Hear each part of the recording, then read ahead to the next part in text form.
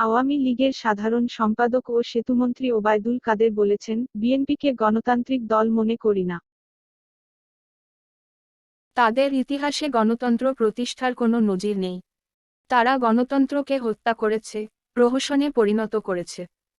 গণতান্ত্রিক বিধিবিধান তারা দলের মধ্যেও কোনো দিন মানেনি। তারা বড় বড় কথা বলে, তারা কবে দলীয় কাউন্সিল করেছে? তারা কোথায় দলীয় কাউন্সিল করেছে? 7-8 বছর আগে লা মেরিডিয়ানে কেন্দ্রীয় কমিটির মিটিং হয়েছে। শেরে বাংলা একে ফজলুল হকের ৬২তম মৃত্যুবার্ষিকী উপলক্ষে আজ সকালে তার সমাধিতে শ্রদ্ধা নিবেদন শেষে এসব কথা বলেন তিনি। ওবায়দুল কাদের বলেন, ক্ষমতায় যেতে বিএনপি বিদেশি প্রভুদের দাসত্ব করছে। বিএনপি দাসত্ব করে ক্ষমতা পাওয়ার জন্য, জনগণকে মূল বিষয় হিসেবে মনে করে না। বিদেশি প্রভুদের দাসত্ব করলে ক্ষমতায় যাওয়া যায়। এখনো তাদের দুরভিসন্ধি হচ্ছে বিদেশি প্রভুদের দাসত্ব করে কিভাবে ক্ষমতায় যাওয়া যায়।